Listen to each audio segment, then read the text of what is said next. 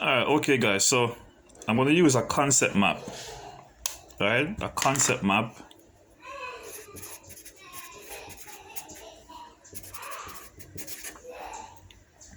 This is a teaching strategy that you can use, and I'm going to use it to teach adjectives. And if you look at it carefully, you will see that I have segmented it in 4 different areas. I'm going to use adjectives to describe numbers, describe colors, describe texture, and describe measurement. All right, so you could go into the classroom, you could just draw empty one like this, and you ask the children, what do you know about adjective? All right, and they will tell you a number of things as to what they know about adjectives. And then you could just categorize it in 4 different areas. All right, to make it easy, you could say, okay, we're going to put numbers over here, we're going to put colors over here, we're going to put measurement over here, we're going to put texture over here. Right, and I'm very surprised, you'll be very surprised to know that a number of them do not know that you can use numbers as adjective. 2, 3, 4. It is telling you, it is describing to you the amount. So it is an adjective, right? They will know yellow, they will know blue, they will know red, they will know the colors.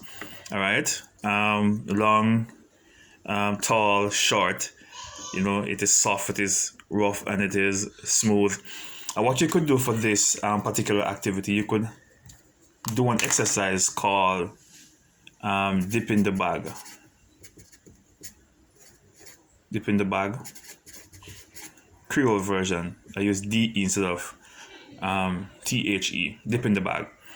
You could label it as an activity where you get a bag, put some things into it, and the child will come up and dip and tell you what the thing feels like. So you could put a sponge, you could put a stone, you could put a pencil, you could put an eraser, you could put all those objects inside of it, and they will come and describe what it feels like to you. All right, and that could be a wonderful activity. So you could do that activity along with the concept map to teach them adjective. All right, and you'll be very surprised to know how fun it is, especially for the kinesthetic learners who like to feel things.